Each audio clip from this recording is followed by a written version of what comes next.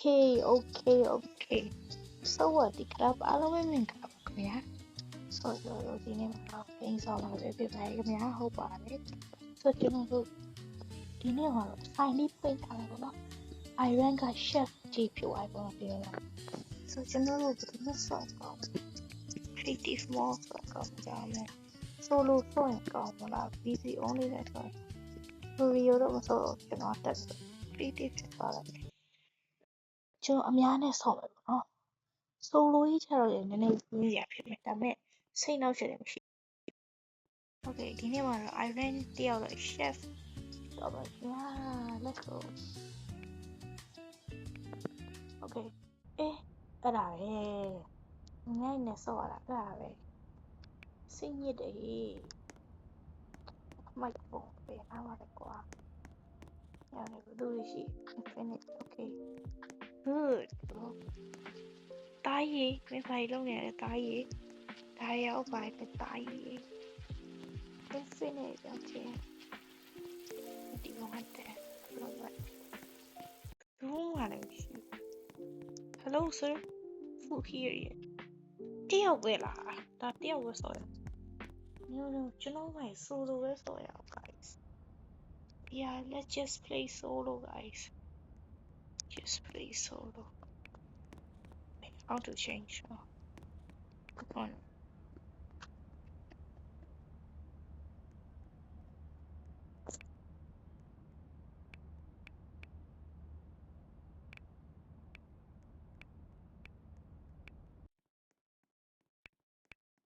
okay switch server ကျွန်တော် solo ဆော့ပါမယ်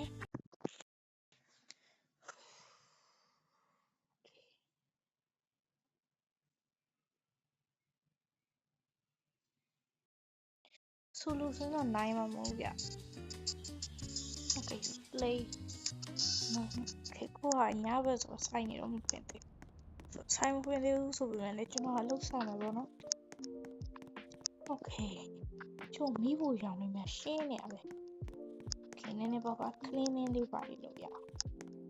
ဆိုင်ရမဖွင့်သေးဘူးဆိုပေမဲ့လည်း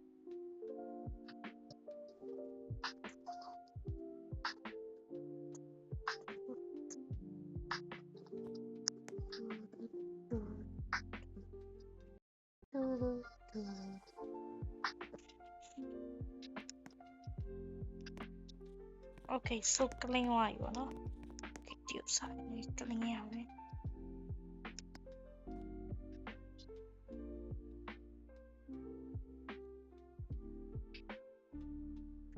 okay အရင်က clean သွားပြီပေါ့နော်ဆိုင်ရဆိုတော့နောက်တစ်ခု clean ရမယ် okay customer တွေလာနေပြီပေါ့နော် okay okay ဒါလေး clean မြင်မြင် clean ရအောင်ပြင်လာကြံသေးရတယ် okay clean သွားပြီအေးမြန်းလားဘသူရင်ရောက်တာလဲရောဒီပေါ်မှာထားဘေးမှာဒီဟာဆိုဒီပေါ်မှာ okay watermelon slide watermelon လေးရင်လေးလုပ်ပေးလိုက်ပါမယ်ခင်ဗျာ watermelon why watermelon ဒီမှာရှိတော့ဒီမှာလောက်ကြအောင် infinite လည်းမဟုတ်ဘူးအဲ့တော့ကြောင်ပြောတော့ကျွန်တော် plain အဲ့ထဲမှာပေါ့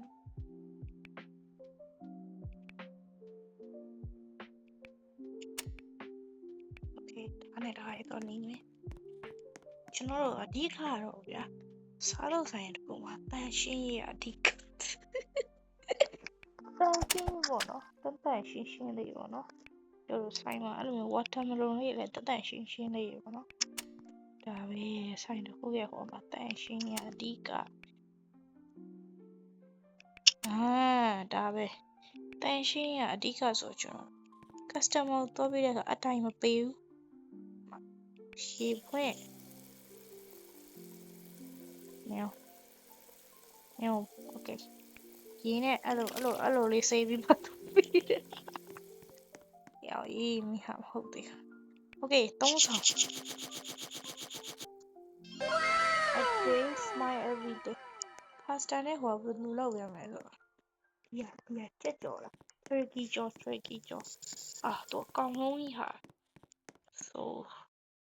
turkey à, đi đây mà nào. Không phải turkey. Hiểu ấy? Đi à? Okay. Hô. Sa shit rồi. Vậy, tan xin à, đi cả.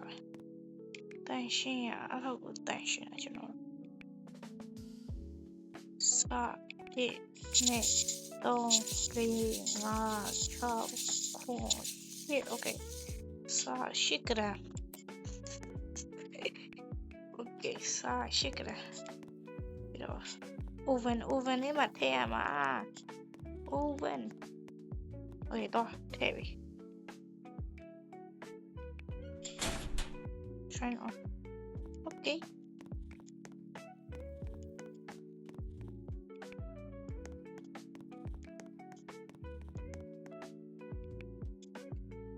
Yeah.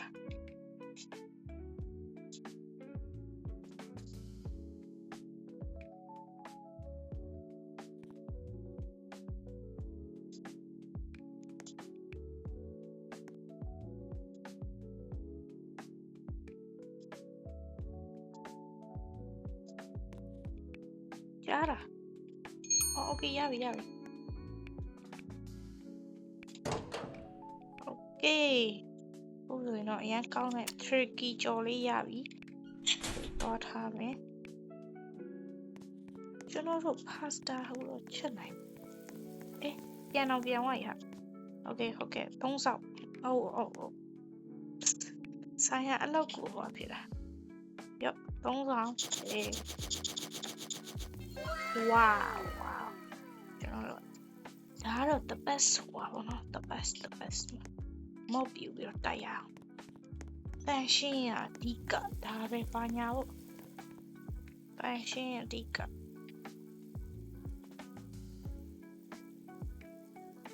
Yeah. Ibi, ini aja deh. Terus saya mau attention ya tiga banget ya. Okay, so, ini lo deh, attention lo lari. Lain. Oh, okay. What the?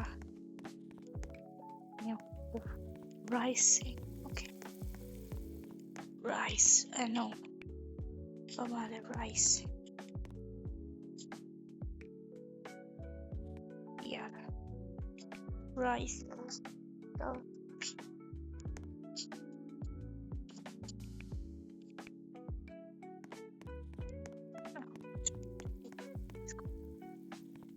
Tamin chade hago ma. Oh, di ma. Rice. No. Open.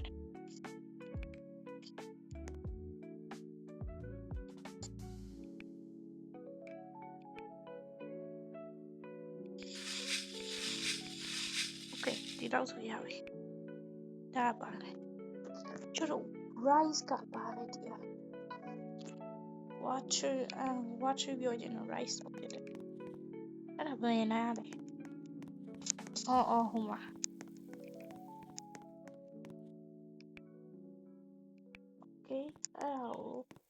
Ok, đi mà. Yo gì thế rồi bà phải rồi quá. Ibon, rồi nhà mà một đã. Ủa đi, thầm ý chơi để con ra. Con ra rồi là ủa, yo chứ nào. Ủa rồi. Ủa đi, sushi thầm ý nó bảo rồi. Okay. Ê, Irene, bài đâu nhà đó. Wow. Open. No. Close. We don't cook. Okay. Who are you? Wow. Apa nama tu itu? Channel seaweed are you? Seaweed.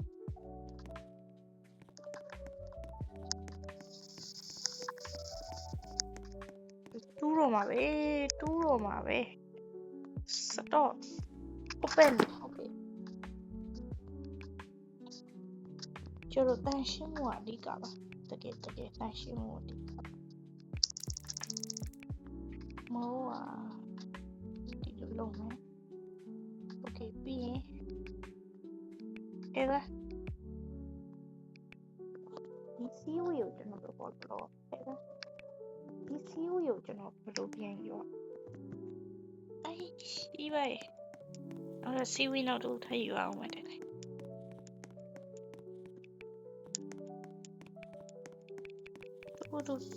တူစီဝီရော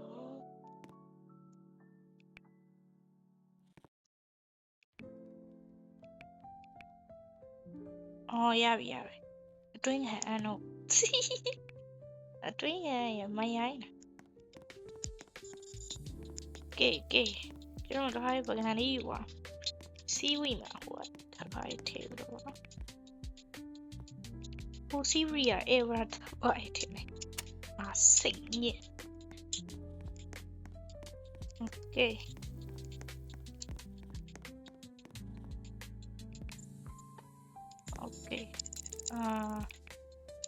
it's okay I don't need energy bro I got already energy so many energy okay ရပြီ okay ဒီစီဝီရတော့ထားလိုက်တော့တော့ပြီးမယ်ဝေးရောက်မင်းတယောက်ထဲပါလားအဲ့တော့တန်ရှင်းဖို့အဓိကဆိုနည်းနည်းပြီးတော့ထားပါတန်ရှင်းဖို့အဓိကနည်းနည်းစားကောင်းသွားကဲကျွန်တော်နည်းနည်းဒီတော့အိတ်လာမှာစတမာလေးမလာရဆိုင်လေးပိတ်ပြီးပါပြီโอเคကြောင်းရှင်းပါmachine ကျွန်တော်လည်းလေးတော့အိတ်လိုက်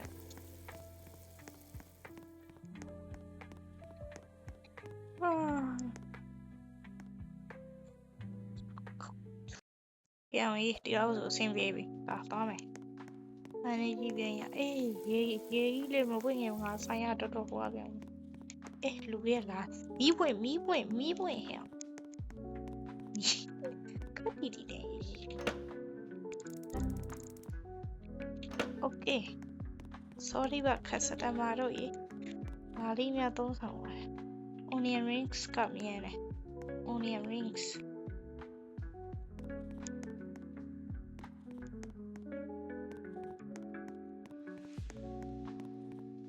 Mother rings onion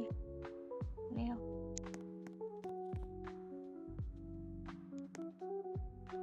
Mother onion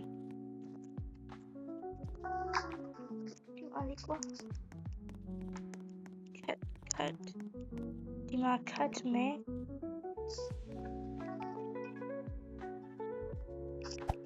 chop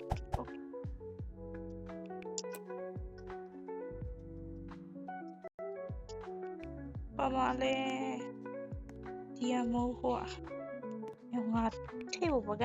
okay ကျွန်တော်တို့ဆိုင်တန်ရှင်းဖို့အဓိကထားတာပါအဲ့အတွက်ကြောင့်နည်းနည်းလေးတော့မှားပါပါ I know wait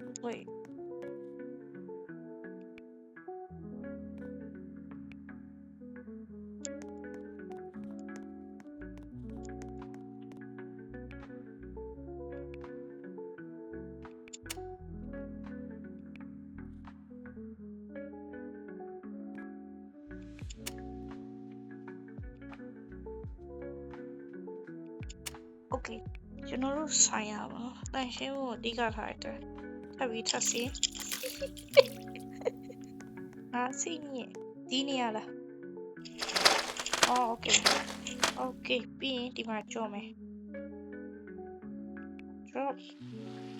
daပကံကြီးရဟာထည့်ကြုံပါရမဟုတ်သေးဘူးဟာ so toughဒါပဲတော့မယ်မီအော်ရာရပြီဟိုလိုဝင်ခုတ်ခီမလုပ်ချင် လုပ်ချင်ပေမဲ့လည်း customer ဆိုတော့နည်းနည်းလေးတော့မျိုးစို့Halloween cookie ရဲ့လောက်ရပြန်ပြီအလုပ်ရှုပ်ဆုံး cookie กว่าစဉ်းစားကြည့်မင်းမစဉ်းစားကြည့်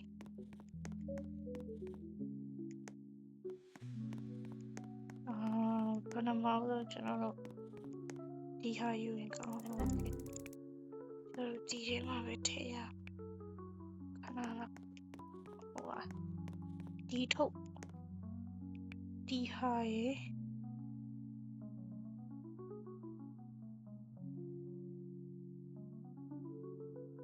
ဒီဟာရဲ့ပြီးတော့ပါလေ pumpkin နော် pumpkin ရဲ့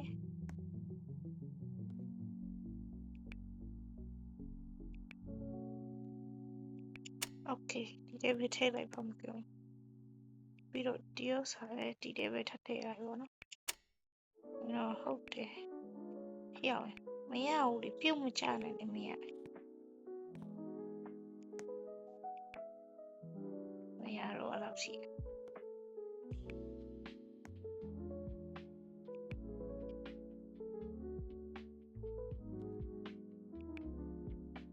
တော့တရားပဲယူတော့အစီရတဲ့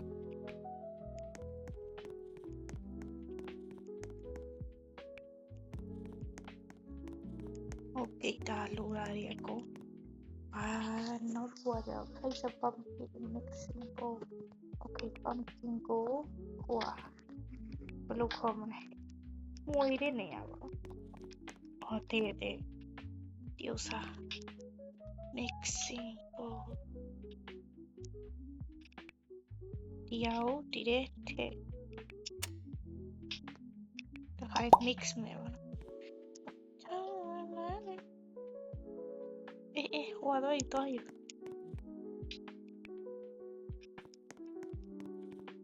ဟာကိုခေါ်ဟိုကဘယ်လိုပြောမလဲဂျုံဖြစ်လာတဲ့အထိဖော်ရပါရဲ့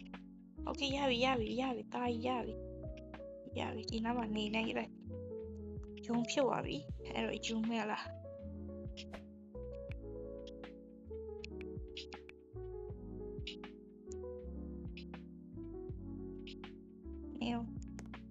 ဒီနှစ်ခုရောရမှာ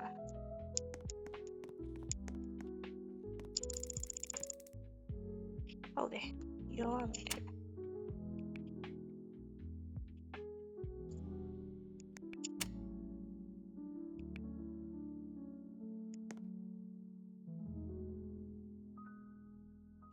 ရောပြီးသွားပြီ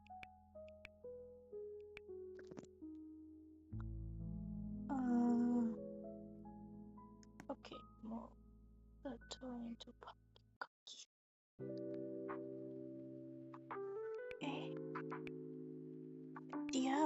okay pumpkin cookie what a pumpkin cookie over here natural pumpkin cookie okay ပြီးတော့ cookie ကို oven ထဲမှာထည့်ရမယ်မင်းတို့ကဆောက်လုပ်တွေရှုပ်နေတာဒီလေးပဲထည့်လိုက်တော့မယ်တော့ပကံတော့ရုံလို့ရှုပ်တ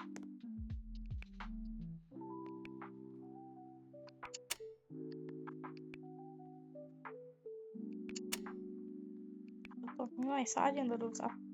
အထည့်ပဲထည့်မယ်ဒီကျွန်တော်တို့ဆိုင်အဲ့ဒါတန်ရှင်းရုံအဓိကပေါ့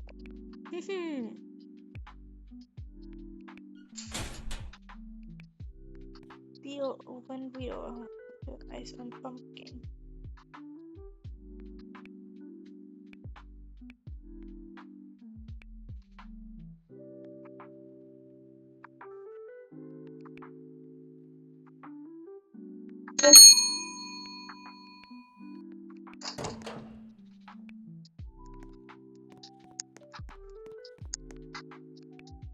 juice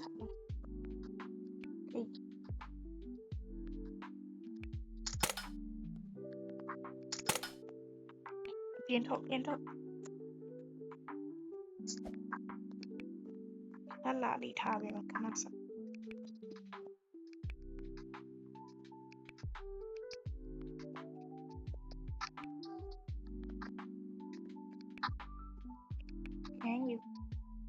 မှာ ice okay ဒီမှာလည်း ice ဒီမှာရောပဲနောက်တစ်ခု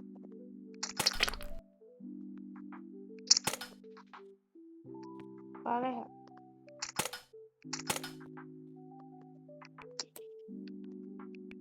okay flip တေချာလား okay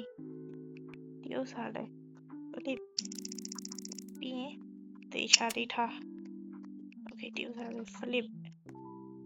ပြီးရင် okay okay happy Halloween guys Halloween လည်းရောက်တော့မယ်ဆိုတော့ကြိုးပြောထားတာပါ okay ရော့ခင်ဗျားပဲရော့ you တော့ပြန်တော့မဲတိုက်တော့ဟာတိုက်တယ်ဗောပင်မန်းနေဟဲ့ okay bye everybody ဒီမိုးချိုးလို့တရားမမလားတော့ဟုတ်တယ်တောက်မလားခုနကားတွေ့လို့လန့်သွားတာတရားမမလားတော့ပါနေဘောကကျွန်တော်ပြကြည့်လိုက် shit အကုန်လုံးမြင်ရတယ်ဟာ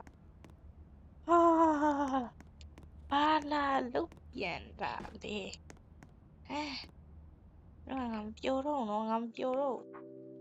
ဘာလာလုတ်ပြန်တာလေတော့ turkey ပဲအဲ့ဒါပဲစားနေကြတယ်တော်တော်ချိတ်ချတာမသိဘူးဘာလို့စိတ်တုပ်လေးပါလဲမမ okay turkey ကိုလည်းသူချက်တာတော့မဟုတ်ပါလေ oven နဲ့ပေါင်းတာမုံမပါလေသုတ်တီရှုပ်တာညဘက်တော့လာနေပြီရော turkey ကိုပြင်တော့ကျွန်တော်တို့ဆိုင်ရတဲ့တန်ရှင်းမှုကိုဘောပြစ်တာအရင်တန်ရှင်း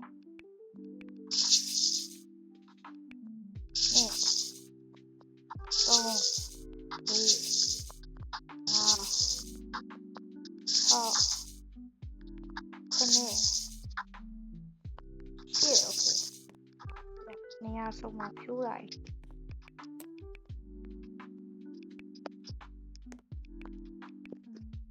တန်ရှင်းပါရလို့ကျွန်တော်အမခံတယ်စားတဲ့လူတွေကြိုက်တယ်ဘာလဲစားတဲ့လူတွေကြိုက်မင်းကိုကြိုက်တာ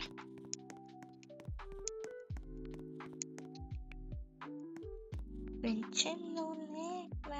နာတော့ပါဒါဘာလုပ်တဲ့ဟာ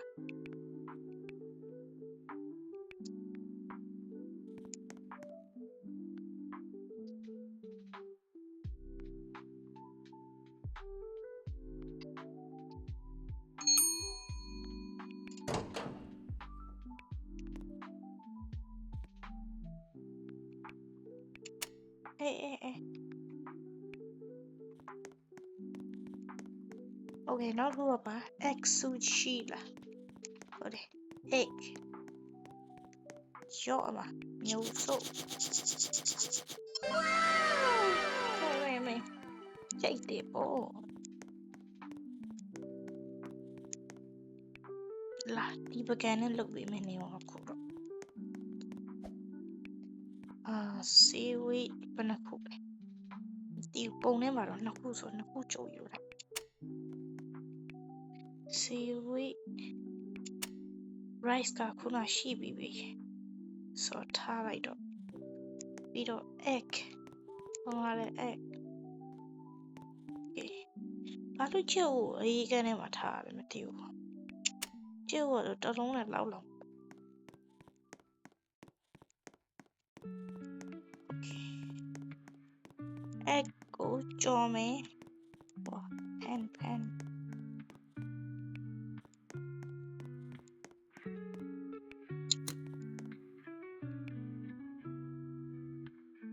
မြန်မာလူကြီးကြော်တာဟာစီလည်းမထည့်ဘူး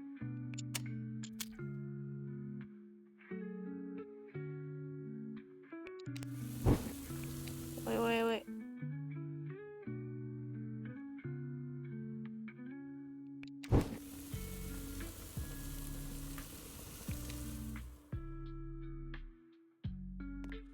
hoa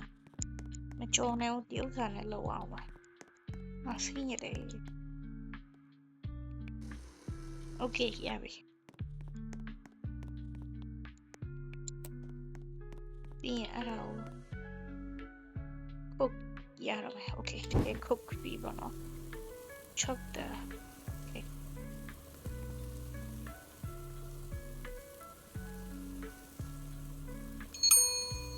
okay bây giờ nó đào you bây ta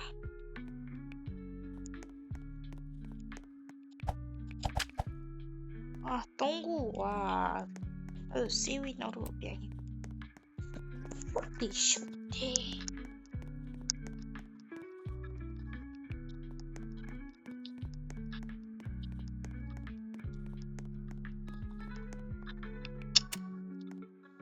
thầm mê mới phê ra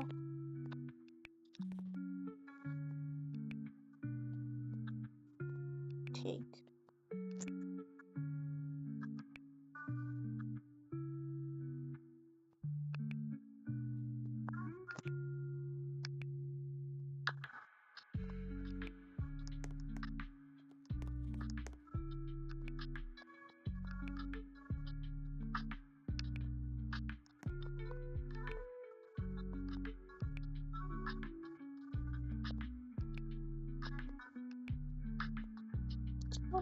nó cũ rồi thầm emရှိတော့ရှိသေးတာ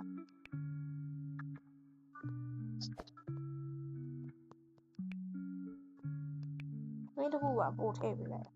အဲ့လိုမလုပ်နဲ့ချိုးရင်ကြိုက်ဘူးဆောက်စရာကြီးလား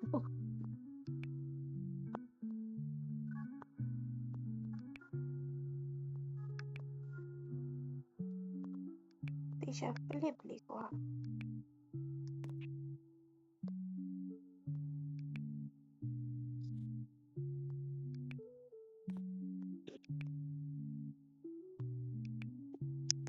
Okay.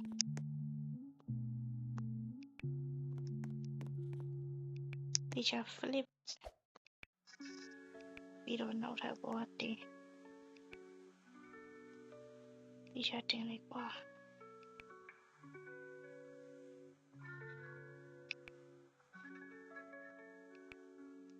Okay, seaweed. Seaweed go boa biante. Ah, perfect.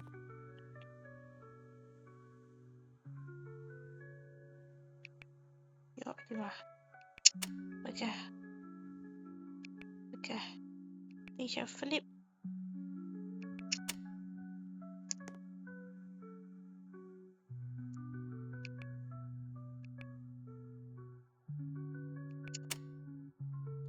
Okay, not cool.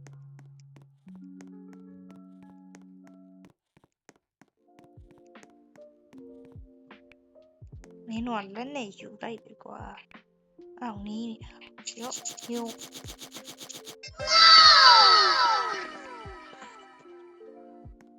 Jesus samo lau te mara kamya.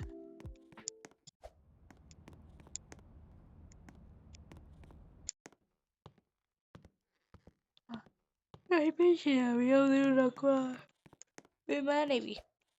Ở bên mặt kia bên má này đã. Ấy chuyện là bên hi hi. Tốn cầu đâu nó câu này là một tốn cầu đâu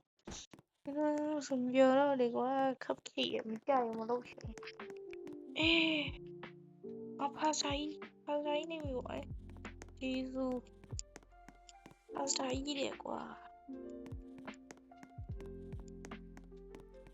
bắt đầu gì làm nước chuyện nào pasta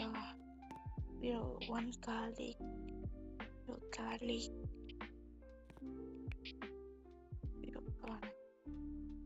sure. Very nice. Oh, the game so like Johnny, but could you even see the idea she died? Oh, I don't have it. The you know, the game so like Johnny. You did she went on with you. Never that's right, I say. ဖြစ်နေတာ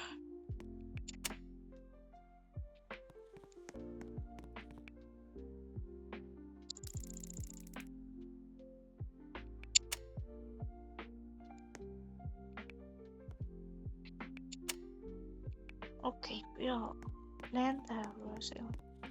anchor လေး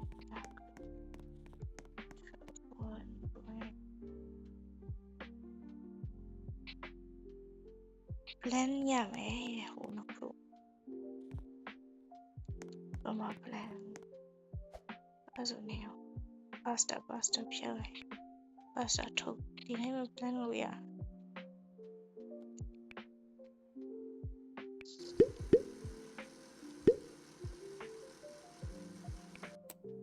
ပြီးတော့ 0.5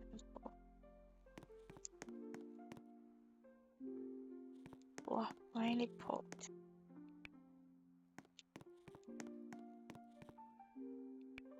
ဒီဥစ္စာရော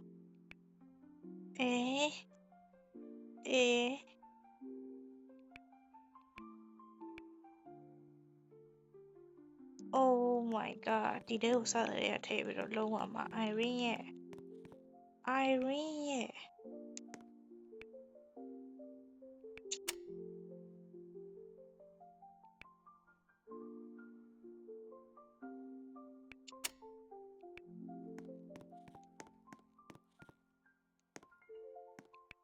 ဘာမှလည်း girly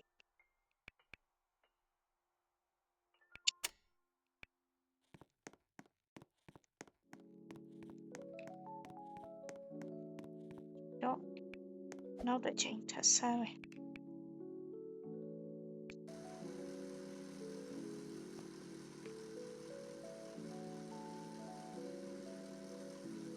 โอเคရပြီ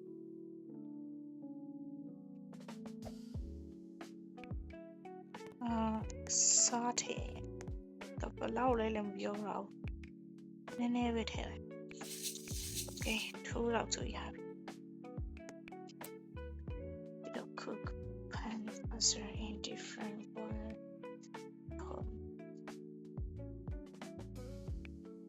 okay ဒီဥစ္စာကို cook နေတဲ့အချိန်မှာဒီထဲမှာပဲငါရေထည့်ပြီးတော့ဟောဖြစ်လို့မရဘူးလားငါဒီထဲမှာရေထည့်လို့ရတယ်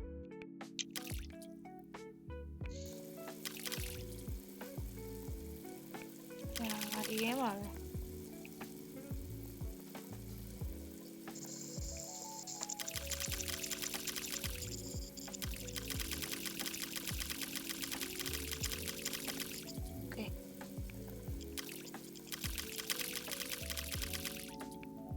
ဒီကြည့်ရဆိုဒီဟာကို flip ပြီးတော့ pasta ကိုဒီမှာထည့်ပြုတ်မယ်ကွာ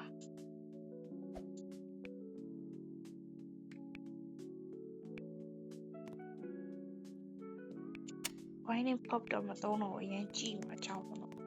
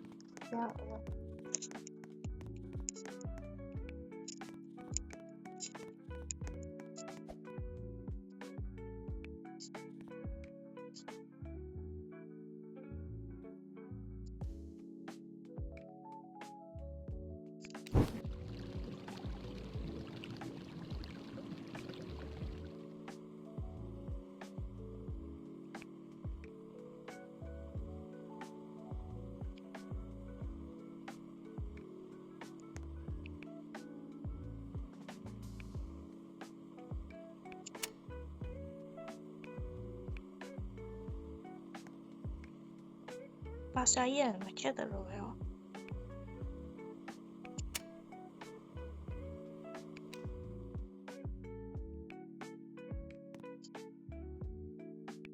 โอเคရပြီ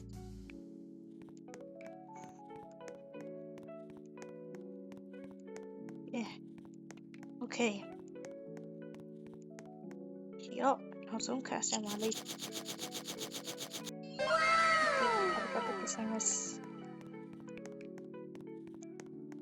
So အားလုံးပဲဘိုးဘိုင်ပါခင်ဗျာကျွန်တော်ဒီနေ့ရဲ့ဗီဒီယိုလေးအတက်တော့ပဲကြည့်ရှုပေးကြောက်စင်နေကျေးဇူးပါတယ်အားလုံးပဲကျွန်တော် channel လေးကို like subscribe လေးလုပ်ပေးဖို့ပါခင်ဗျာအားလုံးဘိုးဘိုင်ပါ